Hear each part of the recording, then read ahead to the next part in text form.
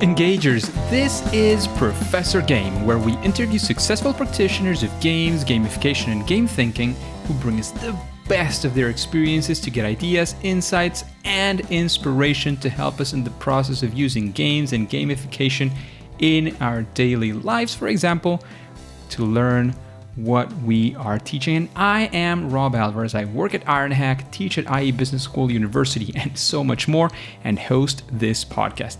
If you have an extra second, please go ahead and subscribe for free to our email list at professorgame.com/subscribe. Well, hello, engagers, and welcome back once again to the Professor Game podcast. And we have Valeria with us today. But before we take off, Valeria, we need to know, are you prepared to engage? I'm ready, Rob. I'm very excited from this part of the world to share with all your audience. Amazing. And Valeria joins us from Mexico, if I'm not mistaken. Is that right? Yes. Valeria Arellano has a degree in education, a master's in family studies, and a master's in economics and business.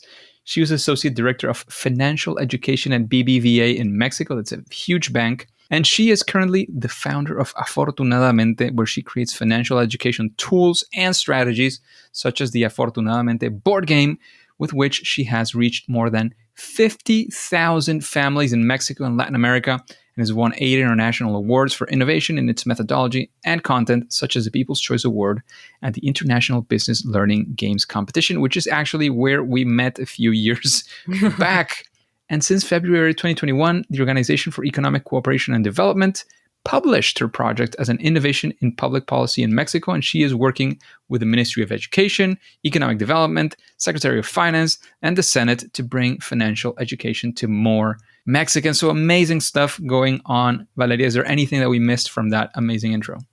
Just many things that are coming these years about finances, and I hope I bring more board games to the market.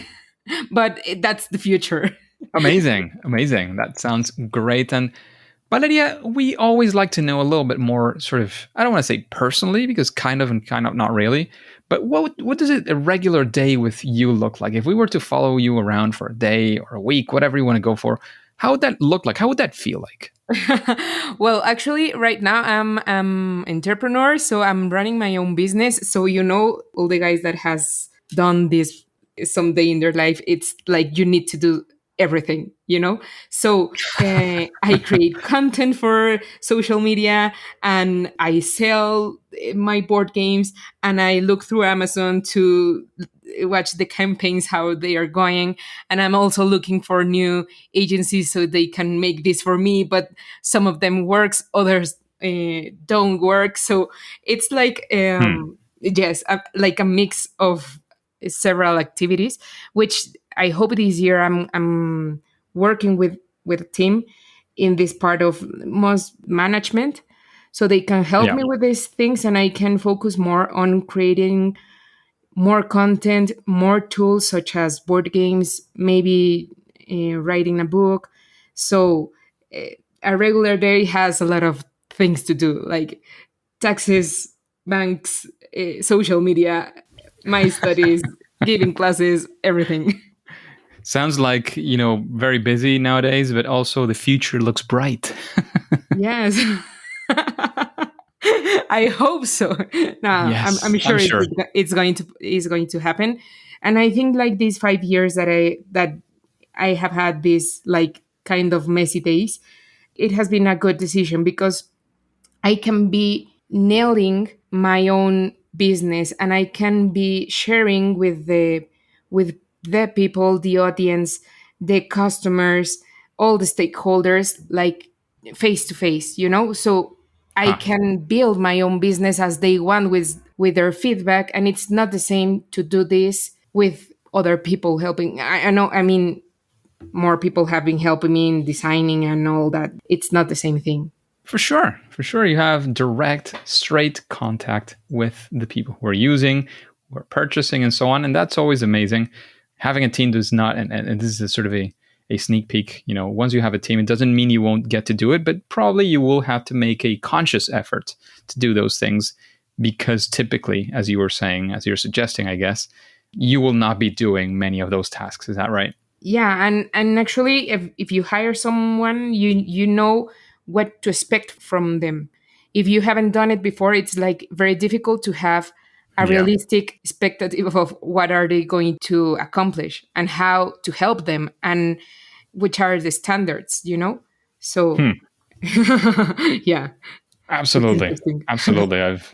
I can definitely relate to that. So, Valeria, let's dive into one of our thorny and amazing questions that we love because our guests do such a good job at, explaining themselves and giving us that sort of shock of reality as well, which is all about, has there ever been a time, and I'm sure at least once this has happened to you, where you can call this your favorite fail or first attempt in learning, when you were going north and things went south? I don't know, whatever you want to call it, but one of those times where things just didn't go your way.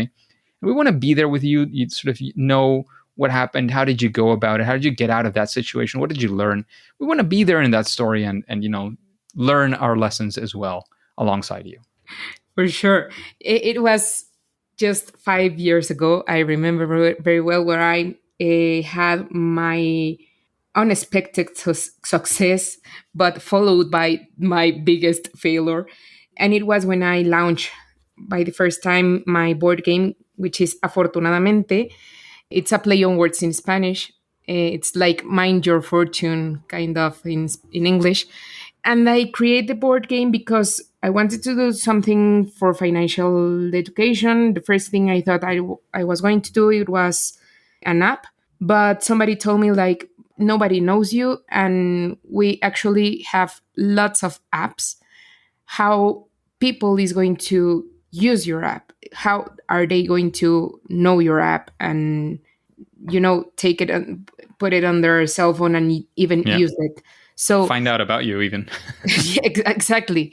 So it was like, oh my gosh, I already have my mock-up, but I forgot about it because I actually thought like the time I need to spend developing, selling, and even taking the money back, it's going to be a lot of time. So I'm going to run out of money. So I need to do something like quickly, right? So it was going to be Christmas. It was like kind of October, November. So I was like, okay, what can I sell on Christmas? And I thought, okay, I can make the same didactics through a board game. So I created the board game. And in January, when we have finished all these Christmas sales and all that, people start talking to me and inviting me for interviews and for to the schools of their children and events and all that. And I was like asking for more games, and I was like, oh, I Huh. don't have anymore. Like Christmas has already finished, so we don't have more games. And then I thought like, okay, see, if people want more games, let's give them more games. So here's the failure, because I invest to improve the quality of the board game, and to, of course, that needs a bigger production. So I invest a lot of money, but the board games I sold them until October. Like so all that time from February to October, I was run out of money. And I need also money to look up for those suppliers that can produce the parts of the game to make Yeah. them better quality. So those 10 months were terrible for me, and I think it's the biggest failure, and I won't like to happen this again. I'm sure that is such. But, Valeria, what would you do differently, perhaps, now that you know that this is a big risk? And, if something maybe similar comes up, or if you had a chance to rewind, what would you do different to avoid that situation you were at?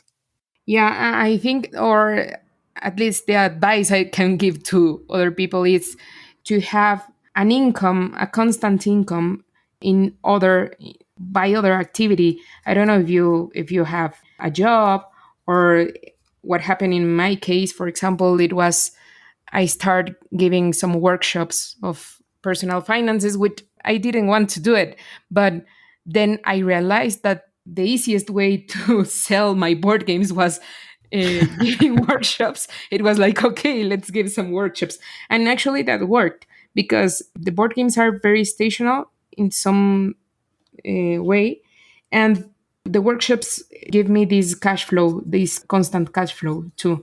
So I suggest to do that if you are innovating or launching a new product or service, not depend only on that and wait during a year. Because if you have good sales the first time, you don't know if this is going to happen all the year, you know? Huh. Be wary, basically, Exactly. right? Yes. Amazing, amazing, Valeria. I think it's in a way a cautionary tale, but as well, you look back and you say, well, what would have if you had been paralyzed?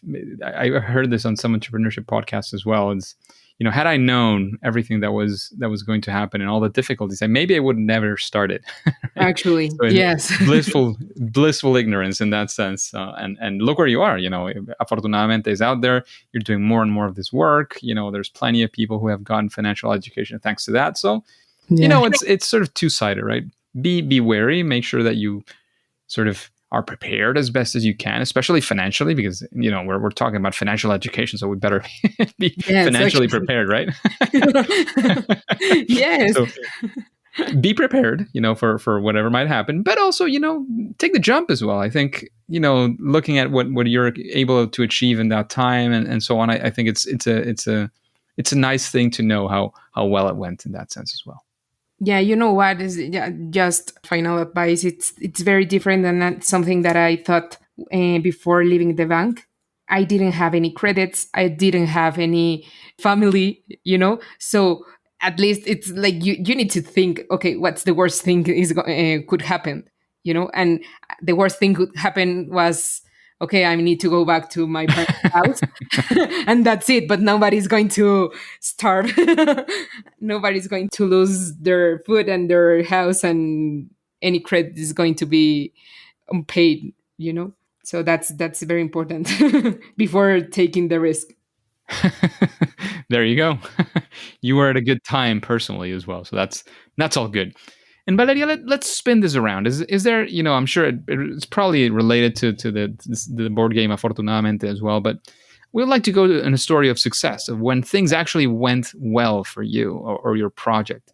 We want to be there with you and as well. Maybe we can talk about a couple of the success factors too. Yeah, sure.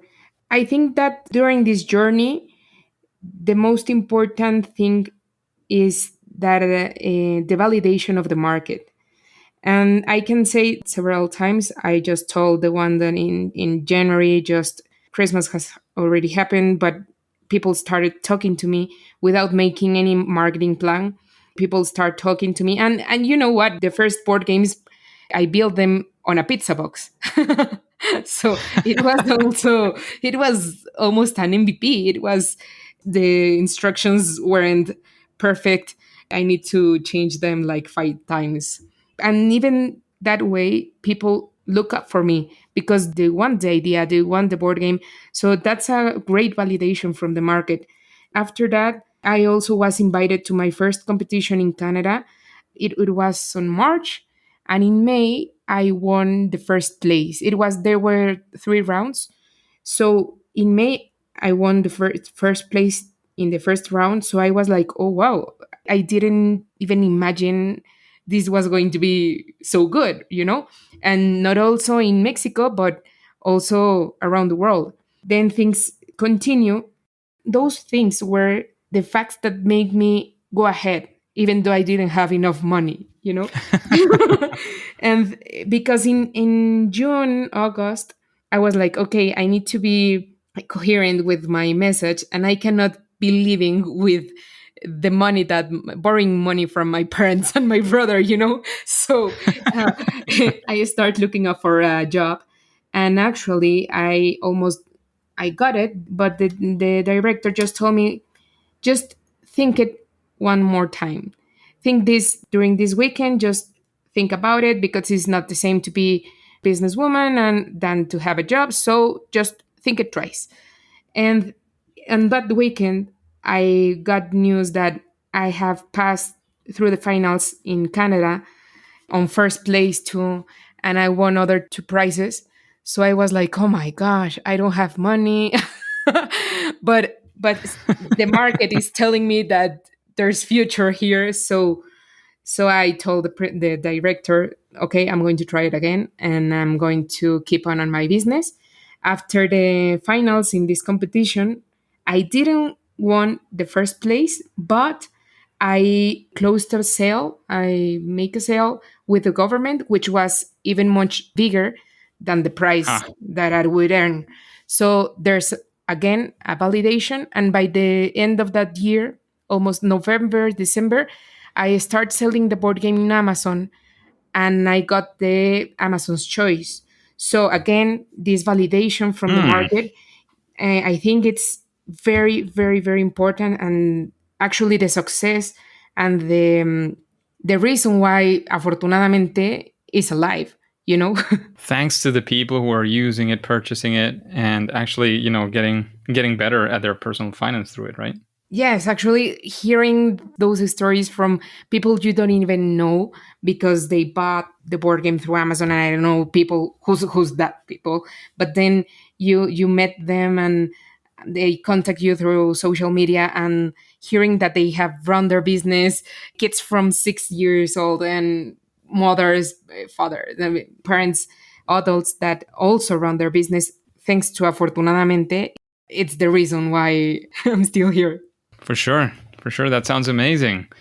So, Valeria, thank you very much for that. All those insights, all that, information that we got from your experience, and how Afortunadamente went, and went through the good, went through the difficult as well, but also went through all that, validation from the actual people who are going to be using the game. So, thank you for all of that information.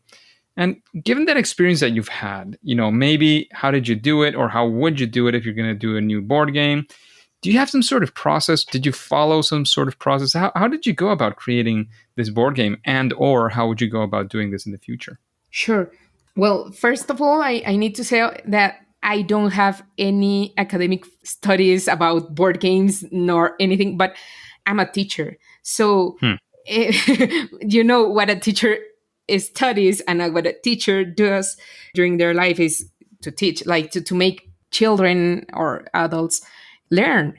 And that's the purpose, you know? And also, I have grown up in a family that games have been like the way to educate us. So my mother, since we were children, she is also a teacher. So everything she wanted us to do, she made it through a game, you know. So I grew up with this Huh. with this formation. And then when I was in college, I was asked for making competitions for the other students to accomplish the objectives that the principal has. So I don't know, like games, making games, building games has been part of my life. So when I thought in building a game, it was like people think about making cookies. Okay, I thought about making a board game because it has been something that I have been doing all my life. You know, it was not so difficult for me, but discovering the process that I maybe followed intuitively. First of all, you need to know what you want people to learn or what you want people to do. Maybe this is like very obvious, but it's the most important question you need to answer. And what you want them to do, like you want them to remember, that you want me you want them to practice, you want them to learn new concepts or to build those concepts, like you want to make them realize how their decisions in the board game are the same decisions they make in their real life. And you want to change some attitude. That's the first part you need to do. And then also you need to analyze which are the barriers they have. For example, in finance, I knew that people don't like finance because they don't like maths. So I should not I should not them put them thinking in numbers. So the board game, one characteristic of the board game is that it has like coins, but they have the same value, like it's one, and that's it. You don't have 10, 100. No, it's just one coin. and you just need to count from 1 to 10, and that's it. So you don't need to think on in numbers. You need to develop logic, you know. Another characteristic, for example, it is I saw that the board games that already exist about finance were very long.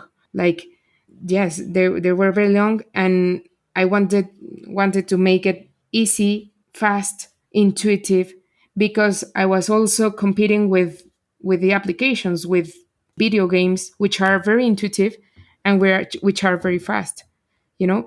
So those were the characteristics, the barriers and the characteristics I want to add in my board game. And then with all that analysis, then it comes all the synthesis, right? Which well, I resume in my board game. That sounds amazing. Always considering, and that's something I always like to talk about in my workshops when we discuss how to create games and where to create games. The first thing is, what do you want to achieve, right? Like understanding what your objectives really are. Yes. Whether it's your objectives as a creator, as a teacher, as the client you're working for, whatever that means in your context. But you have to figure that out. The sooner the better. That's Yeah, for sure. exactly. Because it's amazing how the rules make this happen. Yeah. Because with through the rules, you reinforce the any attitude, or you, how do you Yeah, say? or discourage it. Yeah. Uh-huh, exactly. So it's amazing then making how it works. Yes. Fantastic. Fantastic. Thank you for that, Valeria. Just a quick break before we continue. Are you enjoying this podcast? If you're listening through a podcasting app, please subscribe and rate us on the app. This will be of great help to reach more engagers so we can change the world together through gamification. And, thinking about these things, and again, with your experience, your fantastic experience, all that you've gained from that experience, would you say that there is some form of, I don't know, I don't want to call it silver bullet. We always talk about it that way, but perhaps a best practice, something that, when people are thinking of perhaps creating a board game that'll teach something, you say, oh, think about this thing, and, your board game is going to be at least a little bit better. To test it, because many times, like, you just, I mean, the first time I test my board game, I just print an Excel. The board was a sheet of Excel, and I just took it to my cousins, and I just tried to explain the rules, and they started playing, and they gave me ideas that actually are part of the board game. So testing, testing, testing, and people is going to tell you which rules they like, which rules they don't, which rules makes sense to them, which rules don't. And also you need to know who's your market, because, for example, my board game is for education, and I have discovered that gamers, like those people who love games and sophisticated games, look at my board game like very simple, and kind of boring because it's educational, and they maybe are expecting to have, I don't know, another kind of board game. So yes, so it's very important to discover who's your market, who are you, as well as your objectives. You need to know who are you going to. I say, like, I want to teach people who don't like maths, who don't like finances. So maybe if finance people play the board game, it's going to be like, okay, but you're missing this and this and this and this. Yes, but it's not a board game for you. It's a board game for people who don't like, and it's the only way, or the first way, to make them connect with finances. So I think testing, it's basic and it's clue, and you're going to get a lot of information, a lot of ideas if you test your board games. Do you have any thoughts on how to filter out the feedback that you get? Because one thing that I like to comment on with my students is, sometimes you get feedback, right? And you get, Yes. person one says, oh yeah, I love the board game. It's just that, rule number 33 is, I didn't really understand it. There was something about it I didn't quite understand. I had to play it a couple of times to get to understand it. I say, oh, maybe I have to improve Rule 33. And Sure. then, the next person comes in, maybe even in the same, they were sitting in the same table and it says, oh, Rule 33, amazing. I mean, that's what made the whole board game come together. I wouldn't have, liked it without that rule the way it is. It's like, okay, person one says go right and the other one says go left. What do I do? Like, how do you filter through that kind of feedback if you've ever faced a situation like that? Yeah, that's a great question because you have a lot of feedback, and I hope you had a lot. You have a lot of feedback. Yes, while you sell or share or test more your game, you're going to get more feedback, and that's the best way to start classifying those insights, right? So you're going to start watching how it, the same doubt about the instructions is here or in other part of the world, and you're going to start watching how there are opposite feedbacks, so there's people that say Yep. it's amazing your board game because it's very simple and it's very fast, and I love because when I come back from job I have 30 minutes to play with my kids, and I'm very happy to spend it this way, and it's not a very long board game that I don't want to play. And then there are other people who says, I didn't like it because it's very short. So when you have more and more information, then you connect, you analyze it, and you need to think, okay, which are the characteristics of the people who like it, which are the characteristics of the people who didn't like it, and which are my objectives.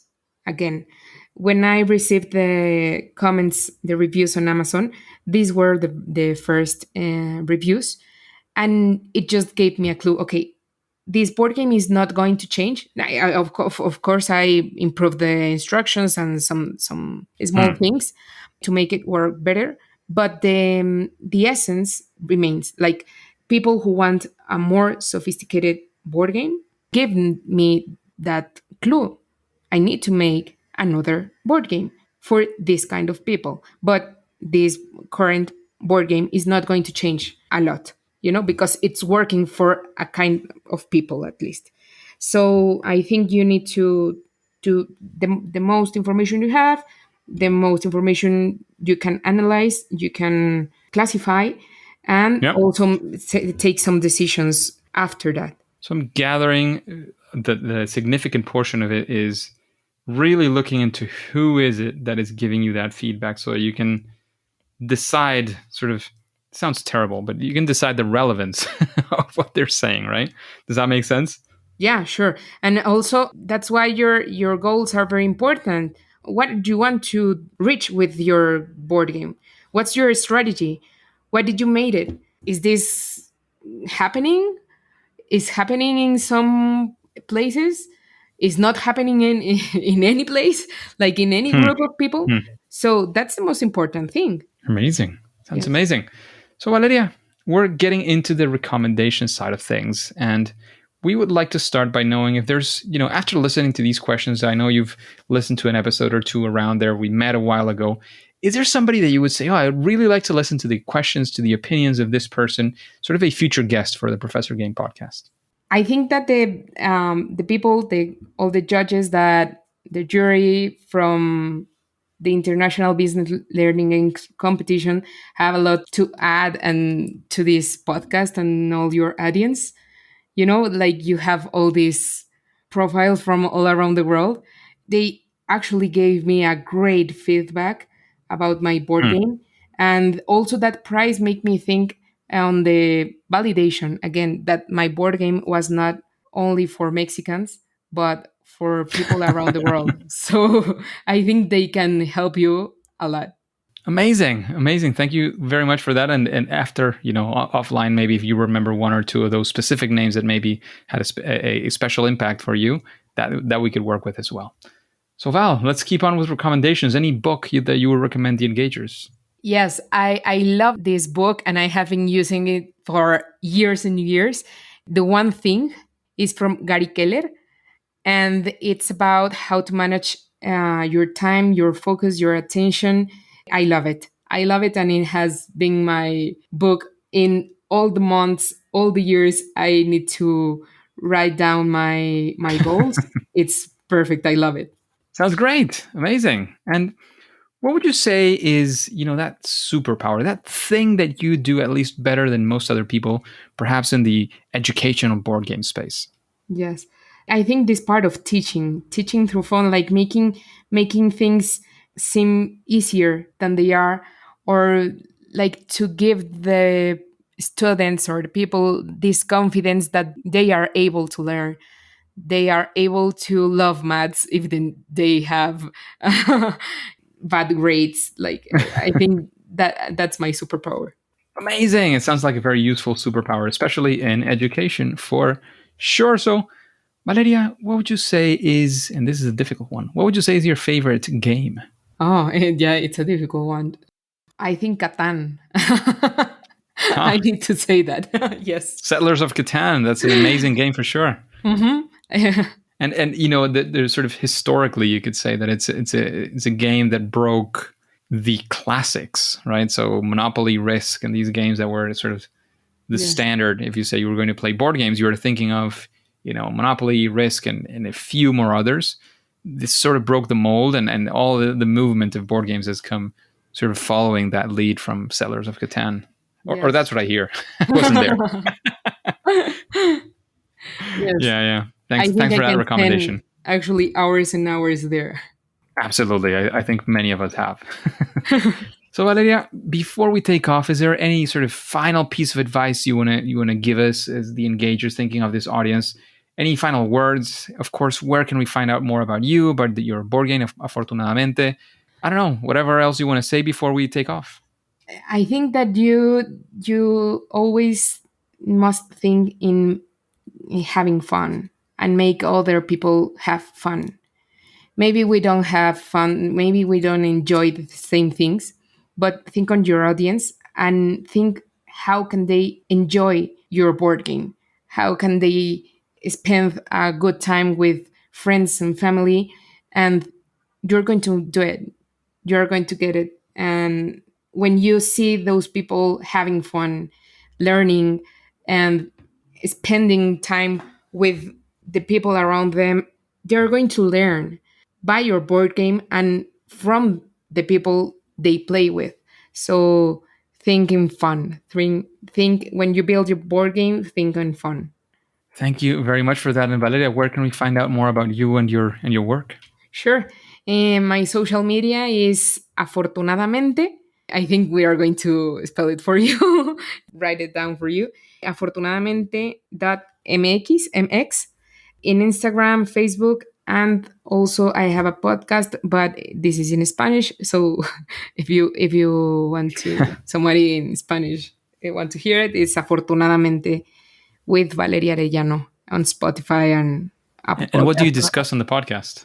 I talk about I started this second season with stories about my own students. So they talk about their debts and or children that have played Afortunadamente and they started running their business, or people that I don't know, they run out their money or they start investing, like all these personal finance and entrepreneurship stories from people like us. Ha! Sounds amazing. Thank you for that recommendation. Hopefully we have some Spanish speakers as well on the podcast today, and they will be running towards Afortunadamente with Valeria Arellano. Valeria, thank you once again very much for your time, for your dedication, for your insights, for your work with Afortunadamente. However, or Afortunadamente, some would say as well, at least for now and for today, it is time to say that it's game over. Hey, Engagers, thank you for listening to the Professor Game podcast. And if you want more interviews with amazing guests like Baal, then please go to professorgame.com/subscribe to get started on our email list, which is absolutely free. That way we'll be in contact. You'll have my email. You can reply to me. We can start a conversation right there, personally, individually. And you'll be the first to know of any stuff that we create that is specially for you on Professor Game. And remember, before you go on to your next mission, you can also subscribe or follow, whatever that looks like, also for free, using your favorite podcast app and listen to the next episode of Professor Game. See you there.